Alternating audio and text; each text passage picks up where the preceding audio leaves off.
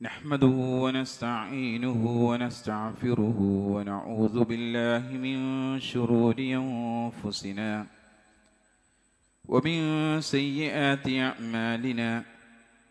من يهد الله فلا مضل له ومن يضلله فلا هادي له.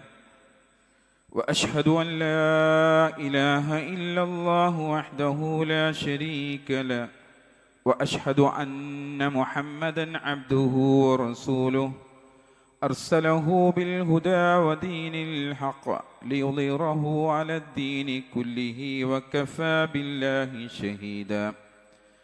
اللهم صل على محمد وعلى آل محمد كما صليت على إبراهيم وعلى آل إبراهيم إنك حميد مجيد. اللهم بارك على محمد وعلى آل محمد كما باركت على إبراهيم وعلى آل إبراهيم إنك حميد مجيد. أعوذ بالله من الشيطان الرجيم. بسم الله الرحمن الرحيم. يا أيها الذين آمنوا اتقوا الله حق تقاته ولا تموتن إلا وأنتم مسلمون.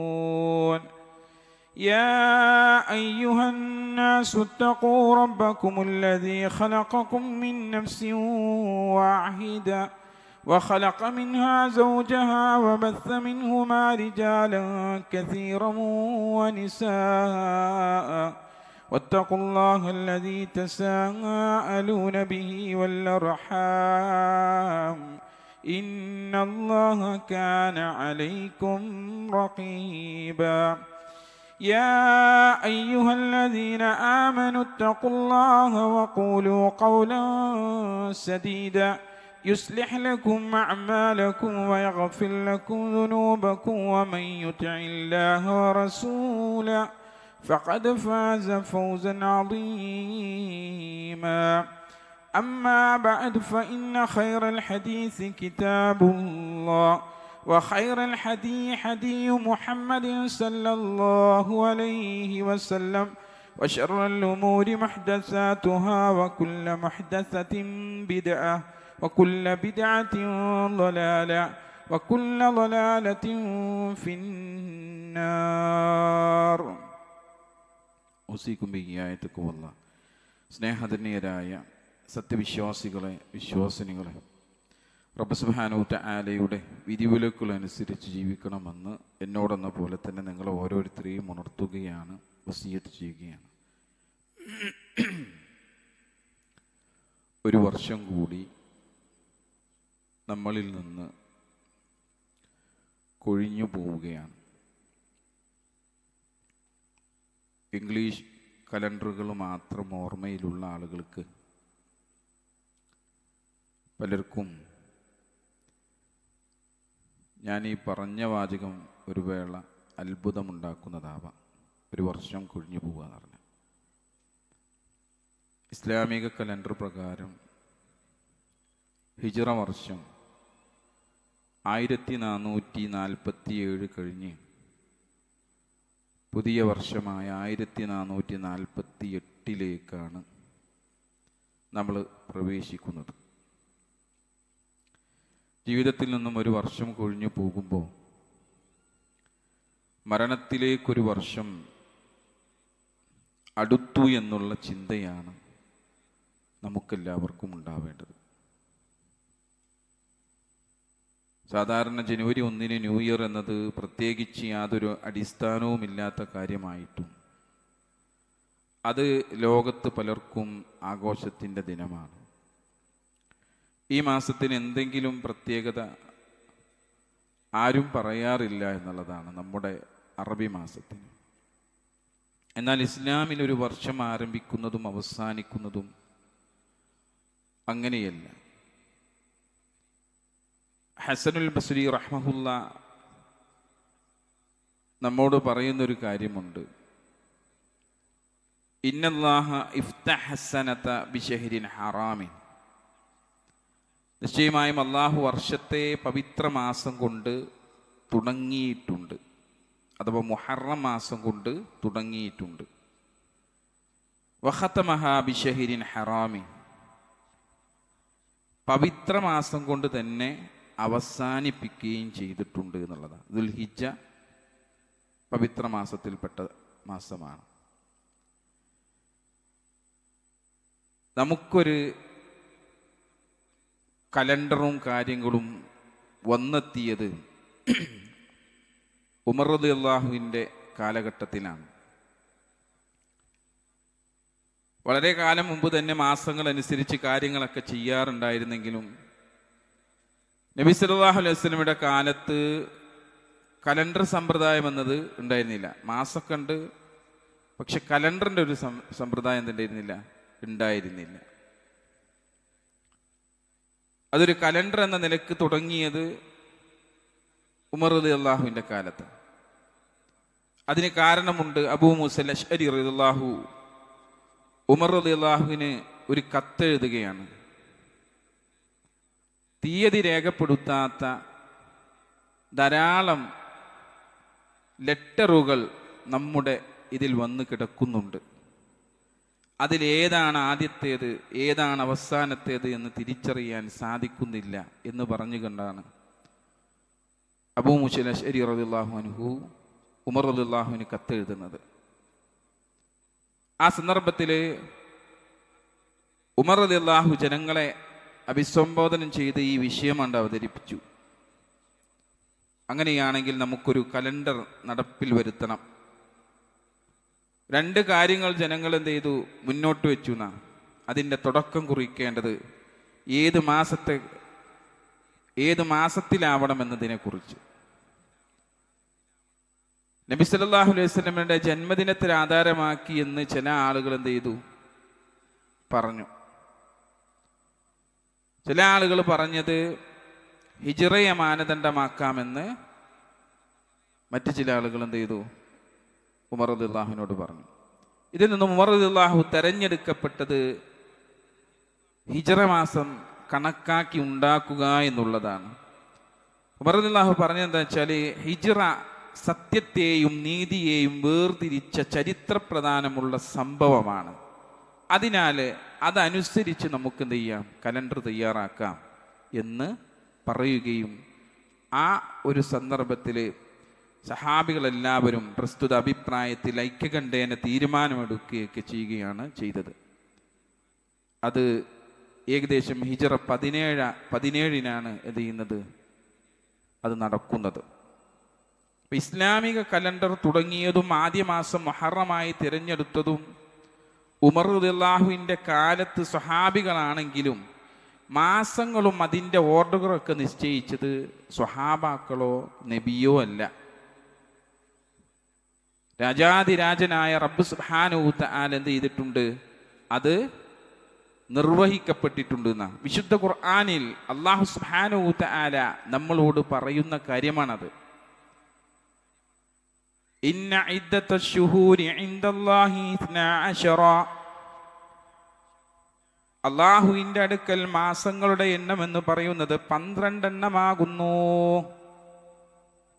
എന്നിട്ട് അല്ലാഹു പറയാണ്, ഫീ കിതാബില്ലാഹി യൗമ ഖലഖസ് സമാവാതി വൽ അർദ്, ആകാശഭൂമിയും സൃഷ്ടിച്ച ദിവസം അള്ളാഹു രേഖപ്പെടുത്തിയതനുസരിച്ച് ആകാശങ്ങളെയും ഭൂമിയെയൊക്കെ സൃഷ്ടിക്കുന്ന സമയത്ത് തന്നെ അല്ലാഹു സുബ്ഹാനഹു വ തആല മാസങ്ങളുടെ എണ്ണം 12 എന്നുള്ളത് നിശ്ചയിച്ചു വെക്കപ്പെട്ട കാര്യമാണ്. മിൻഹാ അർബഅത്തുൻ ഹുറും, അതിൽ 4 പവിത്രമാക്കപ്പെട്ട മാസമാണ് എന്ന് അല്ലാഹു സുബ്ഹാനഹു വ തആല പഠിപ്പിച്ചു. അതിനെ തുടർന്ന് റസൂലുള്ളാഹി സ്വല്ലല്ലാഹു അലൈഹി വസല്ലം ആ മാസത്തെ പവിത്രതയെക്കുറിച്ച് പറഞ്ഞു. മാത്രമല്ല, ആകാശഭൂമികളെ സൃഷ്ടിച്ച അന്നത്തെ അതേ അവസ്ഥയിൽ കാലം കറങ്ങിക്കൊണ്ടിരിക്കുന്നു എന്നുള്ളത് റസൂല് പഠിപ്പിച്ചു. അസ്സനതു 12 ശഹ്റൻ മിൻഹാ 4 ഹുറുമുൻ, വർഷം 12 മാസങ്ങളാണ്, അവയിൽ 4 പവിത്രമാകുന്നു എന്ന് റസൂലുള്ളാഹി സ്വല്ലല്ലാഹു അലൈഹി വസല്ലമയും പഠിപ്പിച്ചു. ഉമർ റളിയല്ലാഹുവും സഹാബികളും വർഷം തുടങ്ങാൻ നിശ്ചയിച്ച മുഹറം മാസത്തിന് ധാരാളം പവിത്രതകളുണ്ട് എന്നുള്ളത് നമ്മൾ മനസ്സിലാക്കണം. ആ ഒരു മാസത്തിലാണ് ഇപ്പം നമ്മളെല്ലാവരും എന്ത് ചെയ്യുന്നത്, കടന്നിട്ടുള്ളത്. ആ മാസത്തിനുള്ള പ്രത്യേകത എന്താണെന്ന് മനസ്സിലാക്കാതെ ഒരു മുസ്ലിമിനെ സംബന്ധിച്ചിടത്തോളം അതിലൂടെ കടന്നു പോകാൻ സാധിക്കില്ല.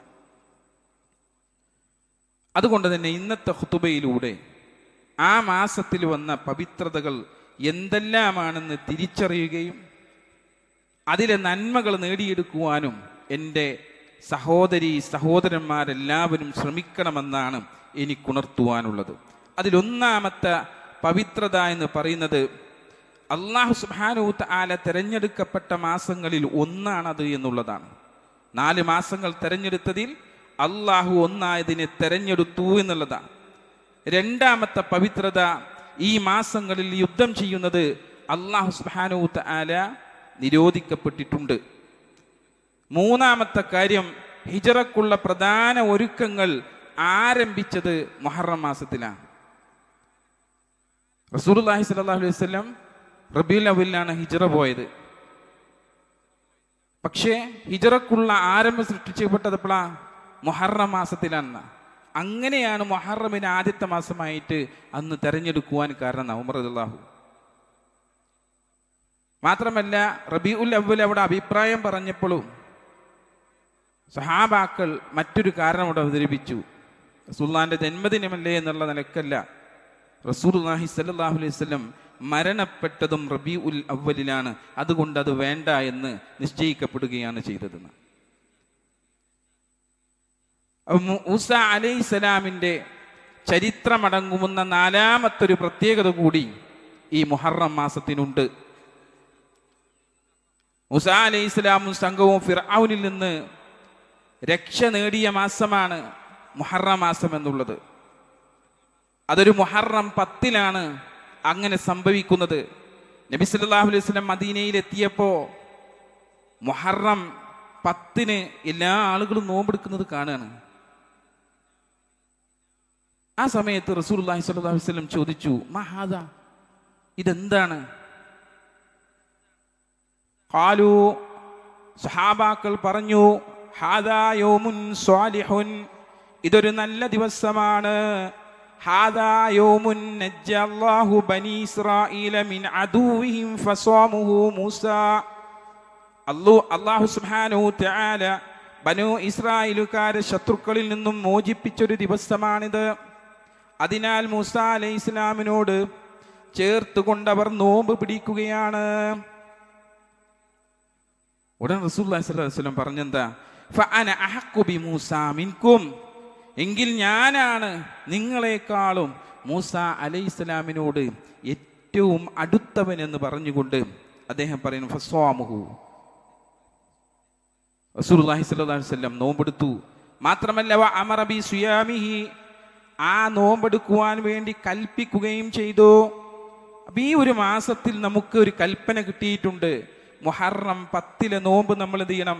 എടുക്കണമെന്നുള്ള കൽപ്പന റസൂലുള്ളാഹി സ്വല്ലല്ലാഹു അലൈഹി വസല്ലം നമുക്ക് നൽകിയിട്ടുണ്ട് എന്നുള്ളൊരു പ്രത്യേകത ഈ മാസത്തിനുണ്ട്.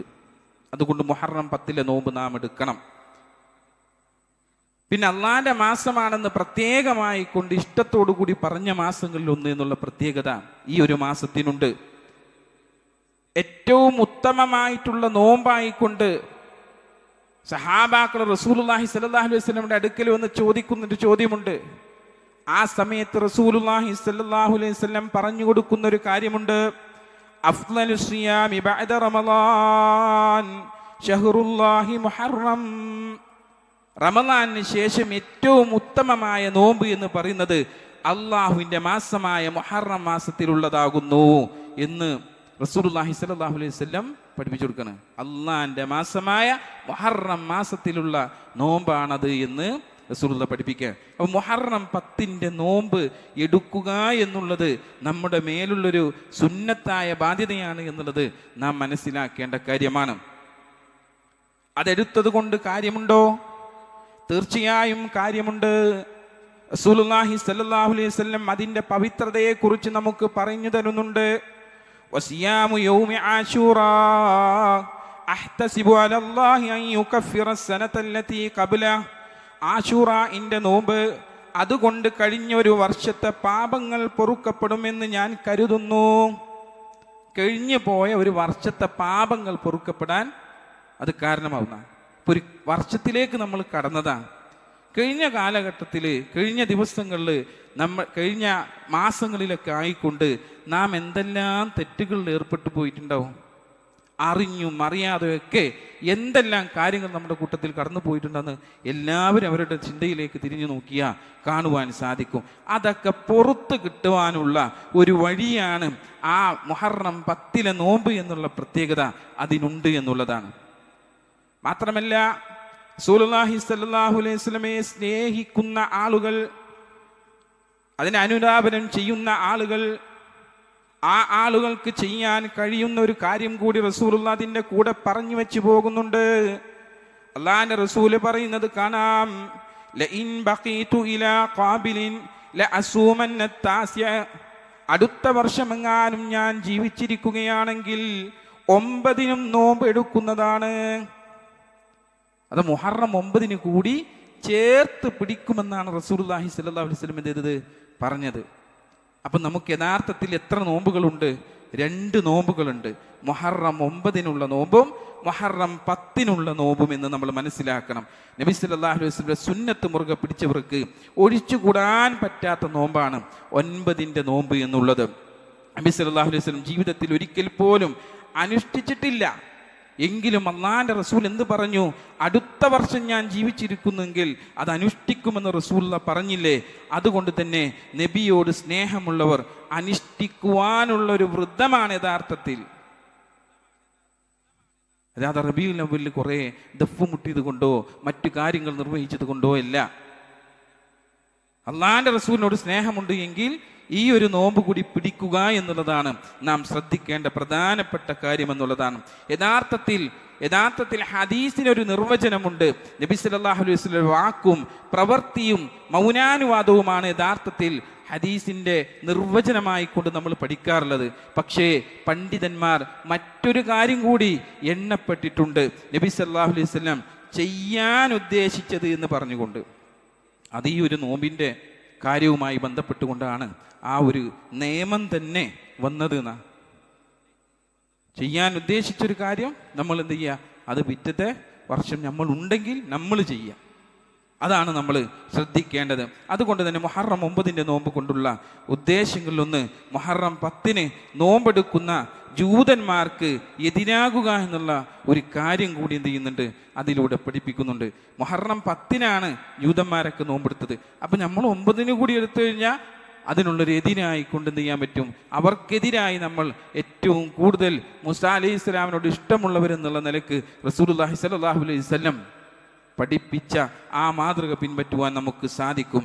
എന്തെങ്കിലും കാരണത്താൽ, പണ്ഡിതന്മാരതിനെ വിശദീകരിച്ച് പറയുന്നത് കാണാം, എന്തെങ്കിലും കാരണത്താൽ ആ 9ാമത്തെ ദിവസത്തിൽ നോമ്പെടുക്കാൻ പറ്റിയില്ലെങ്കിൽ നിങ്ങൾ 10 എടുത്തു കഴിഞ്ഞാൽ അതിനോട് അടുപ്പിച്ചുള്ള ദിവസം തന്നെ 11 കൂടി എടുക്കാൻ നിങ്ങൾക്ക് സാധിക്കുമെന്ന് എന്ത് ചെയ്യാണ് പണ്ഡിതന്മാർ പറയണം. അത് ആ എതിര് കാണിക്കുവാനുള്ള ഒരു സന്ദർഭം കൂടിയാണ് എന്നുള്ളത് നാം മനസ്സിലാക്കേണ്ടതുണ്ട്.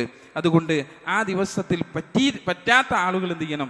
10 കഴിഞ്ഞാൽ 11 കൂടി നോമ്പെടുക്കുവാൻ വേണ്ടി ശ്രദ്ധിക്കണം. 2 ദിവസം തുടർച്ചയായിട്ട് നോമ്പെടുക്കുക എന്നതാണ് ഇവിടെയുള്ള ലക്ഷ്യമെന്ന് നമ്മൾ മനസ്സിലാക്കേണ്ടതുണ്ട് സഹോദരങ്ങളെ. അപ്പോൾ ധാരാളം ശ്രേഷ്ഠതകൾ ഉള്ളതായ ഒരു മാസത്തിലേക്കാണ് യഥാർത്ഥത്തിൽ നമ്മൾ എല്ലാവരും എന്ത് ചെയ്തിട്ടുള്ളത്? ഇന്ന് ഈ ദിവസങ്ങളിൽ പ്രവേശിച്ചിട്ടുള്ളത്. അപ്പം ആ ദിവസങ്ങളിൽ കഴിയാകുന്ന നന്മകൾ ചെയ്യുവാൻ നമ്മൾ ശ്രദ്ധിക്കണം.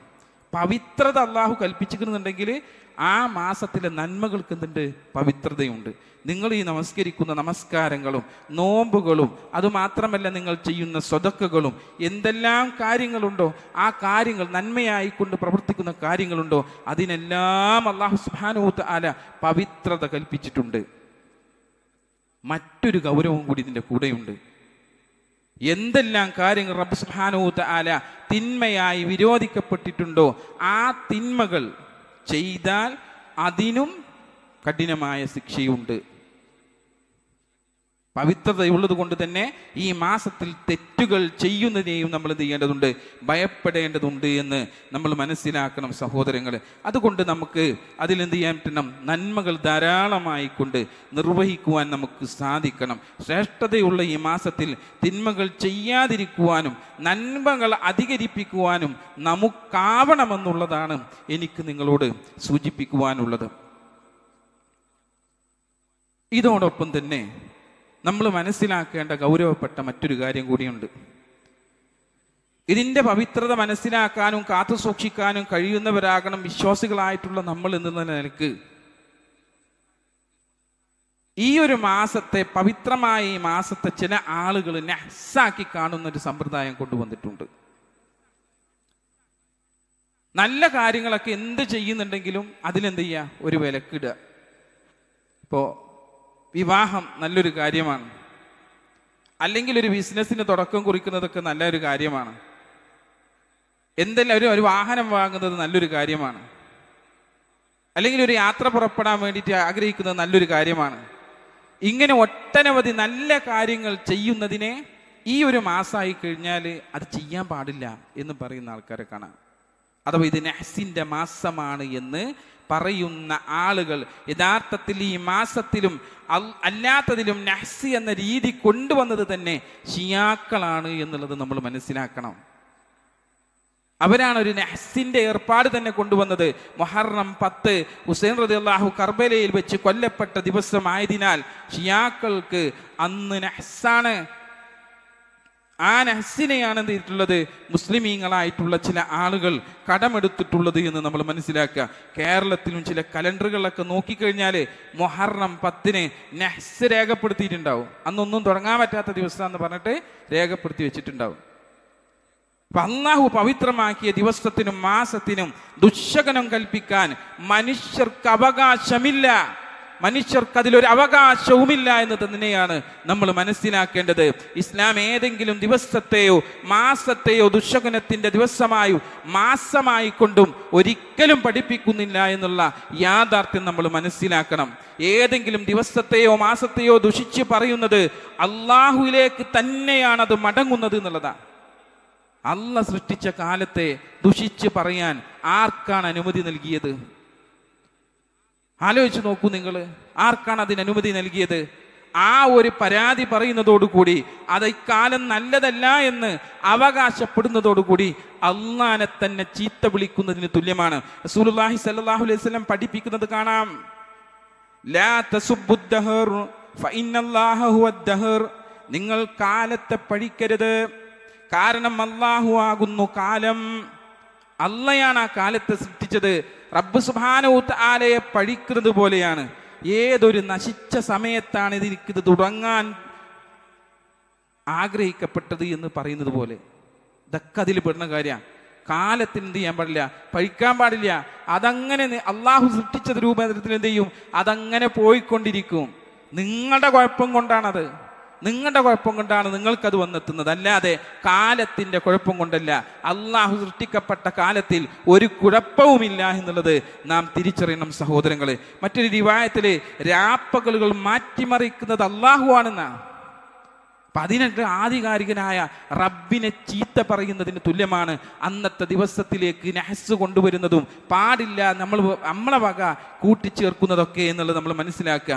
എന്നാൽ ദിവസങ്ങളിൽ ചിലതിന് ദോഷമുണ്ടെന്നും അന്നേ ദിവസങ്ങളിൽ നല്ലതായ കാര്യങ്ങൾ ചെയ്യാൻ പാടില്ലെന്നുമുള്ള ദുശ്ശകുന വിശ്വാസം കാലങ്ങളായിട്ട് പുരോഹിതന്മാര് മുസ്ലിം സമുദായത്തെ പഠിപ്പിച്ചു കൊണ്ടിരിക്കുന്നുണ്ട് എന്നുള്ളത് നമ്മൾ മനസ്സിലാക്കുക. അത് നമ്മൾ അതിൽ നിന്ന് വിട്ടു നിൽക്കുവാൻ നമുക്ക് സാധിക്കണം. ഇത് ഇസ്ലാമിൻ്റെ കാര്യമല്ല, ജൂദായിസമാണ് എന്നുള്ള തിരിച്ചറിവ് നമുക്ക് ഉണ്ടാവണം. അള്ളാഹു അനുവദനീയമാക്കിയവയെ ഹറാമാക്കുന്നത്, നിഷിദ്ധമാക്കുന്നത് നമുക്ക് അനുവദനീയമല്ല. അള്ളാഹു ഹറാമാക്കിയതിനെ അനുവദനീയമാക്കാനും നമുക്ക് അവകാശമില്ല, അനുവദനീയമായതിനെ ഹറാമാക്കുവാനും നമുക്ക് അവകാശമില്ല. നമുക്കറിയുന്ന ചരിത്രമല്ലേ, അത് അനുവദനീയമായിട്ടുള്ള തേന് ഭാര്യമാരായിട്ട് റസൂലുള്ളാഹിന്റെ ഭാര്യമാരായിട്ടുള്ള സൈനബ് റളിയല്ലാഹുവിന്റെ അടുക്കൽ റസൂലുള്ളാഹി സ്വല്ലല്ലാഹു അലൈഹി വസല്ലം എന്ത് ചെയ്യാറുണ്ടായിരുന്നു, പോവാറുണ്ട്. ആ പോകുന്ന സമയത്ത് കുറച്ച് കൂടുതൽ സമയം അവിടെ ചെലവഴിക്കും. അള്ളാഹിന്റെ റസൂല് അവിടെ നിന്ന് തേൻ കുടിക്കുകയും ചെയ്യും. ഇത് കണ്ട അഫ്സാർ റളിയല്ലാഹു ആയിഷ റളിയല്ലാഹു എന്ത് ചെയ്തു? ഒരു സൂത്രം ഒപ്പിച്ചു. എന്താ ഒപ്പിച്ചത്? റസൂലുള്ള നമ്മുടെ വീട്ടിലേക്ക് കയറി വരുന്ന സമയത്ത് നമുക്ക് എന്ത് ചെയ്യണം? താങ്കൾ ഒരു മഗാഫിർ എന്ന സാധനത്തിന്റെ മണമുണ്ടല്ലോ എന്ന് പറഞ്ഞ് നമ്മൾ അദ്ദേഹത്തിൽ നിന്ന് മാറി നിൽക്കണം. റസൂലുള്ളാഹിക്ക് സുഗന്ധം വലിയ ഇഷ്ടമാണ്, പക്ഷെ ചീത്തൊരു മണാണെന്ന് പറഞ്ഞേക്കുന്നത് റസൂലുള്ളാഹിക്ക് അത്ര വെറുപ്പുള്ളൊരു കാര്യമാണ്. ഇവർ വന്ന സമയത്ത്, റസൂലുള്ളാഹി കയറി വന്ന സമയത്ത് ഇവർ രണ്ടാളും കൂടി ആ അസൂയ കാരണത്താൽ എന്ത് ചെയ്യണ്? പറഞ്ഞു കൊടുക്കുക. റസൂലുള്ളാഹിനോട് പറയാം, താങ്കളൊരു മഗാഫിർ എന്ന സാധനം കുടിച്ചതുപോലെ ഉണ്ടല്ലോ. അത് കേട്ടപ്പോൾ റസൂൽ എന്തേ പറഞ്ഞു? ഞാൻ ഇനി എൻ്റെ ജീവിതത്തിൽ തേനൊരിക്കലും കുടിക്കൂല. ഞാൻ തേൻ കുടിച്ചത് കൊണ്ടിട്ടാണ് ഈ മണം എന്ന് പറഞ്ഞിട്ട് വിചാരിച്ചിട്ട് അദ്ദേഹം പറഞ്ഞു ഞാനിത് വരില്ല.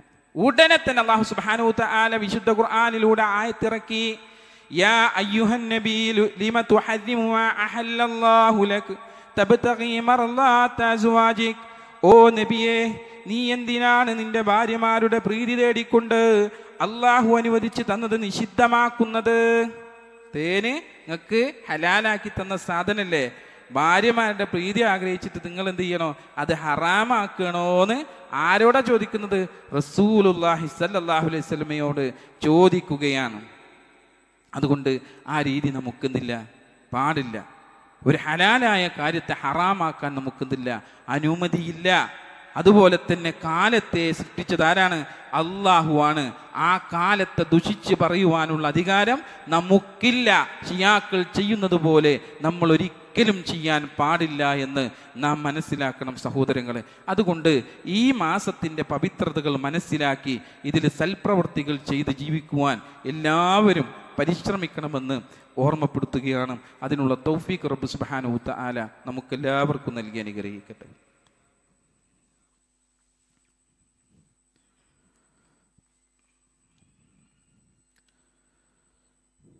അൽഹംദുലില്ലാ സ്വലാത്തു വസ്സലാമു അലാ റസൂലിൽ അമീൻ വ അലാ ആലിഹി അജ്മഈൻ അമ്മാ ബഅദ്. പ്രിയ നിറഞ്ഞ സത്യവിശ്വാസികളെ, വിശ്വാസിനികളെ, റബ്ബ് സുബ്ഹാനഹു വ തആലയുടെ വിധിവിലക്കുകൾ അനുസരിച്ച് ജീവിക്കണമെന്ന് ഒരിക്കൽ കൂടി നിങ്ങൾ ഓരോരുത്തരെയും ഉണർത്തുകയാണ്, വസിയത്ത് ചെയ്യുകയാണ്.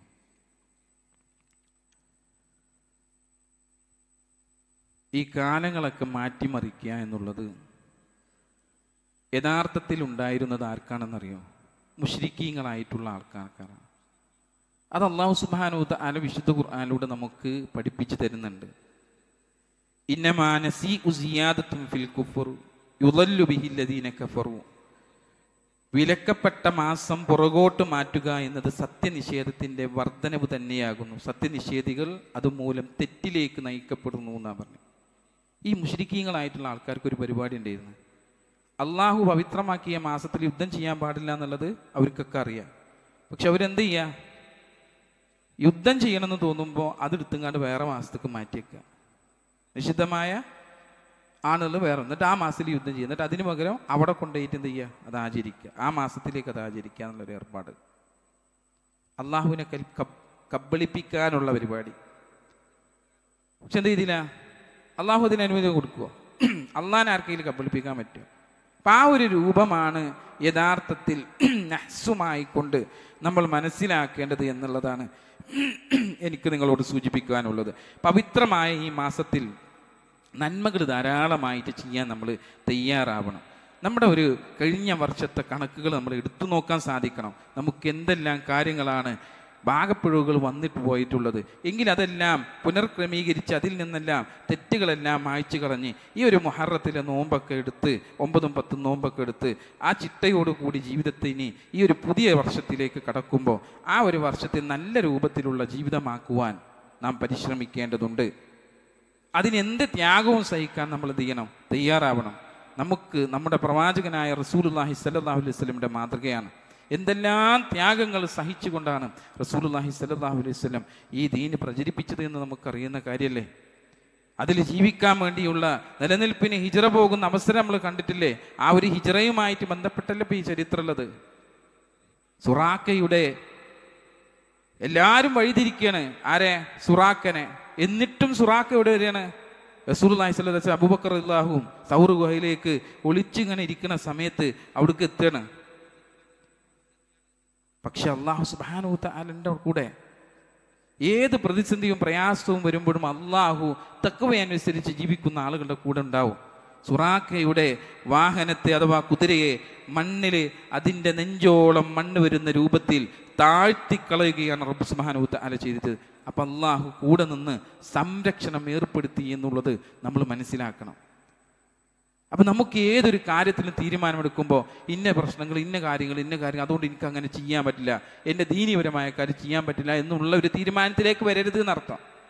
ഏത് പ്രതിസന്ധിയിൽ നിന്നും അള്ളാഹു നമ്മളോടൊപ്പം ഉണ്ട് എന്നുള്ള ഉറച്ച തീരുമാനത്തോടു കൂടി നമുക്ക് മുന്നിട്ട് പോകുവാൻ സാധിക്കണം. പിന്നെ രണ്ടാമത്തെ കാര്യം ഇസ്തിഗ്ഫാറുകൾ ധാരാളമായി വർദ്ധിപ്പിക്കുക എന്നുള്ളതാണ്. പാപമോചനം തേടി റബ്ബിലേക്ക് മടങ്ങുവാൻ നമുക്ക് സാധിക്കുക എന്നുള്ളതാണ് നമ്മൾ ശ്രദ്ധിക്കേണ്ടത്. ഇസ്ലാമിൻ്റെ പുതുവർഷത്തിൽ നന്മകൾ അധികരിപ്പിക്കാനും തിന്മകളിൽ നിന്ന് വിട്ടുനിൽക്കുവാനുള്ള തീരുമാനം എടുക്കുക എന്നുള്ളതാണ് എനിക്ക് എൻ്റെ സഹോദരിമാരോടും സഹോദരങ്ങളോടും ഉണർത്തി തരുവാനുള്ളത്. കഴിഞ്ഞ വർഷം നമ്മളൊക്കെ എന്താണ് നേടിയത് എന്ന് ഒരു ആത്മപരിശോധന നാം എല്ലാവരും എന്ത് ചെയ്യണം, നടത്തണം. അല്ലാഹു സുബ്ഹാനഹു വ തആല വിശുദ്ധ ഖുർആനിലൂടെ നമ്മളോട് ഒരു പറഞ്ഞ കാര്യമുണ്ട്. യാ അയ്യുഹല്ലദീന ആമനു തഖുല്ലാഹ വൽതൻദുർ നഫ്സും മാ ഖദ്ദമത് ലിഗദിൻ വത്തഖുല്ലാഹ ഇന്നല്ലാഹ ഖബീറും ബിമാ തഅമലൂൻ. സത്യവിശ്വാസികളെ, നിങ്ങൾ അല്ലാഹുവെ സൂക്ഷിക്കണം. ഓരോ വ്യക്തിയും താൻ നാളേക്ക് അഥവാ പരലോകത്തേക്ക് വേണ്ടി എന്താണ് മുൻകൂട്ടി അയച്ചിട്ടുള്ളതെന്ന് നോക്കിക്കൊള്ളട്ടെ. എന്താണ് മുൻകൂട്ടി ചെയ്തു വെച്ചിട്ടുള്ളത് എന്ന് നോക്കിക്കൊള്ളട്ടെ എന്നാണ് പറഞ്ഞിട്ടുള്ളത്.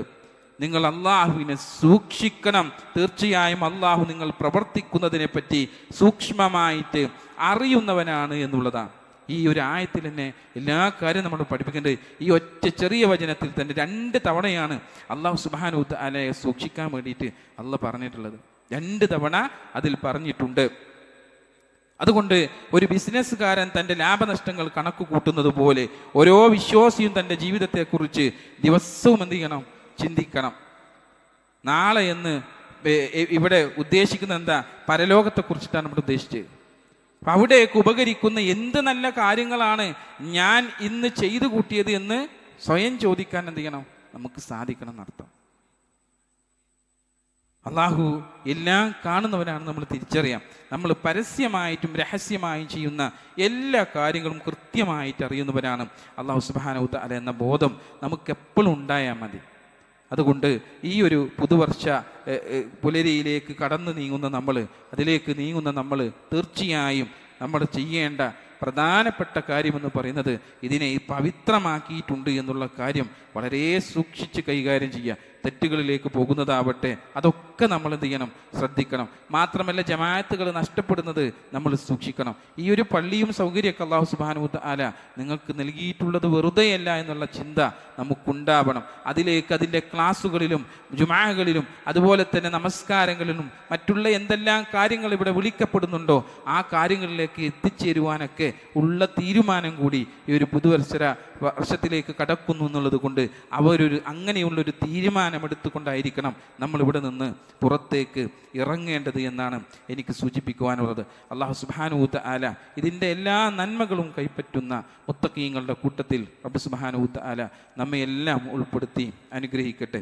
അതോടൊപ്പം തന്നെ എനിക്ക് നിങ്ങളോട് ഉണർത്തുവാനുള്ളൊരു കാര്യം എന്താണെന്ന് വെച്ചാൽ, കഴിഞ്ഞ നമ്മളെ പെരുന്നാൾക്ക് ഈദുൽ അദ്ഹ ഇവിടെ 9ഓളം പോത്തുകളെയാണ് നമ്മൾ അറക്കപ്പെട്ടത്. അൽഹംദുലില്ലാ, അള്ളാഹുവിൻ്റെ അപാരമായ തൗഫീഖ് കൊണ്ട് 2 മഹല്ലുകളിലുള്ള വീടുകളെല്ലാം കവർ ചെയ്യാൻ അഥവാ അവർക്കൊക്കെ എത്തിച്ചു കൊടുക്കാൻ നമുക്കത് സാധിച്ചിട്ടുണ്ട്. അങ്ങനെ സാധിക്കാനുള്ളൊരു പ്രധാനപ്പെട്ട കാരണം കഴിഞ്ഞ വർഷത്തിൽ തന്നെ അതിൻ്റെ തുടക്കത്തിൽ എന്ത് ചെയ്തിട്ടുണ്ടായിരുന്നു, എല്ലാവർക്കും പങ്കെടുക്കണമെന്നുള്ള ആഗ്രഹത്തോടു കൂടി എല്ലാവർക്കും ഉളുഹിയത്തിൽ പങ്കെടുക്കുക, അത് പാവപ്പെട്ടവനെന്നോ ഇതൊന്നും നോക്കാതെ എല്ലാവരും പങ്കുകാരാവുക എന്നുള്ള ഒരു ധാരണയിൽ നമ്മൾ എന്തിട്ടുണ്ടായിരുന്നു. അത് ആദ്യത്തിൽ തന്നെ ഫണ്ട് ശേഖരണം നമ്മൾ നടത്തിയിട്ടുണ്ട്. കിട്ടുന്നതനുസരിച്ചിട്ട് ഇങ്ങനെ കൊടുന്നു തരിക, ഒരു ഷെയറിൻ്റെ പൈസയിലേക്ക് എത്തുക. ഒരു കൊല്ലാവുമ്പോഴേക്ക് അടുത്ത പെരുന്നാളാവുമ്പോഴത്തേക്ക് ഒരു ഷെയറിൻ്റെ പൈസയിലേക്ക്, അത് നമ്മുടെ രഹസ്യമായിട്ടുള്ളൊരു ധർമ്മം എന്നുള്ള നിലക്ക് അതിങ്ങനെ എന്ത് ചെയ്യുക, കൊണ്ടുവന്ന് കൊടുക്കുക. അതിനുള്ള സജ്ജീകരണം നമ്മുടെ കമ്മിറ്റി എന്ത് ചെയ്തിട്ടുണ്ട്, ഈ പ്രാവശ്യവും നിങ്ങൾക്ക് വെച്ചിട്ടുണ്ട്. അപ്പം അതിലേക്ക് എന്ത് ചെയ്യണം, നിങ്ങൾ ഇൻഷാ അല്ലാഹ് ഈ ആ സമയത്ത് ഒന്നിച്ച് പൈസ തരാൻ കഴിയാത്ത ആൾക്കാരുണ്ടാവും. എങ്ങനെയാണ് നമ്മളെ അവസ്ഥ എന്ന് നമ്മൾ പറയാൻ പറ്റില്ലല്ലോ. അതുകൊണ്ട് നമ്മൾ എന്ത് ചെയ്യുക, കുറേശ്ശെ ആയിട്ട് എന്ത് ചെയ്യുക, കിട്ടുന്നതിൽ നിന്ന് ഒരു ചെറിയൊരു ഓഹരി മാറ്റി വെക്കാനുള്ളൊരു അവസരം നമുക്ക് ഇവിടെയുണ്ട്. ആ ഓഹരി ഇങ്ങനെ വെച്ച് ലാസ്റ്റിൽ എന്ത് ചെയ്യാം, അത് ഉദയത്തിൻ്റെ ഷെയർ ആയിക്കൊണ്ടാണ്ട് മാറ്റി അതിനെ നൽകാനും അതിൽ പങ്കാളിയാകുവാനും നമുക്ക് സാധിക്കുന്നുള്ളതാണ്. ഇപ്പോൾ ആലോചിച്ച് നോക്കുകയാണേ, 2 മഹലിലുള്ള ആളുകളോളം എന്ത് ചെയ്തിട്ടുണ്ട്, ഇതിനുള്ള ഈ ഭക്ഷണം കഴിച്ച ആളുകളുണ്ട്, ഇതിൽ നിന്ന് മാംസം കഴിച്ച ആളുകൾ. നമുക്ക് എത്ര തന്നെ റബ്ബിനെ സ്തുതിച്ചാലും മതി വരൂല. എന്നിട്ടും കുറച്ച് കാര്യങ്ങൾ എന്ത് ചെയ്തു, നമ്മുടെ കയ്യിൽ ബാക്കിയായി എന്നുള്ളതാണ്. എന്നിട്ട് ബാക്കിയുള്ളവർക്കും അത് എത്തിച്ചു കൊടുത്തു. അൽഹംദുലില്ലാഹ്. ഇതൊരു വലിയ സൗഭാഗ്യമാണ് നമുക്ക് കിട്ടിയിട്ടുള്ളത്. ആ സൗഭാഗ്യം തന്ന റബ്ബിനെ സ്തുതിക്കുക എന്നുള്ളത് ഒന്നാമത്തെ കാര്യം. രണ്ടാമത്തത്, അല്ലാഹു സുബ്ഹാനഹു വ തആലയുടെ മാർഗത്തിൽ ആ ഒരു കാര്യം നിർവഹിക്കാൻ വേണ്ടിയിട്ട് ആ ഒരു വർഷത്തിൻ്റെ തുടക്കം മുതലേ അത് ആരംഭിച്ചു വെച്ചല്ലോ, അവർക്ക് റബ്ബ് സുബ്ഹാനഹു വ തആല അർഹമായ പ്രതിഫലം നൽകി അനുഗ്രഹിക്കട്ടെ. അതിനോടനുബന്ധിച്ച് തുടങ്ങിയ ആളുകളുണ്ട്. എല്ലാവരുടെയും അറിവുകൾ റബ്ബ് സുബ്ഹാനഹു വ തആല സ്വീകരിക്കപ്പെടട്ടെ. അതിനനുസരിച്ച മഹനീയമായ പ്രതിഫലങ്ങൾ ഇരുലോകത്തും റബ്ബ് സുബ്ഹാനഹു വ തആല അവർക്കെല്ലാം നൽകി അനുഗ്രഹിക്കട്ടെ. അതുപോലെ നമ്മളിൽ വന്നു പോയിട്ടുള്ള ചെറുതും വലുതുമായ എല്ലാ തെറ്റുകുറ്റങ്ങളും റബ്ബ് സുബ്ഹാനഹു വ തആല പുറത്തു മാപ്പാക്കി തരട്ടെ. രോഗികളായിട്ടുള്ള ഒരുപാട് ആളുകൾ നമുക്കിടയിലുണ്ട്. അവർക്കെല്ലാം അല്ലാഹു സുബ്ഹാനഹു വ തആല ശിഫ നൽകി അനുഗ്രഹിക്കട്ടെ. اللهم اغفر للمؤمنين والمؤمنات والمسلمين والمسلمات الأحياء منهم والأموات إنك مجيب الدعوات يا قاضي الحاجات. اللهم أعز الإسلام والمسلمين وأذل الشرك والمشركين. اللهم أعز الإسلام والمسلمين وأذل الشرك والمشركين. ربنا آتنا في الدنيا حسنة وفي الآخرة حسنة وقنا عذاب النار. آمين برحمتك يا أرحم الراحمين. أقم الصلاة.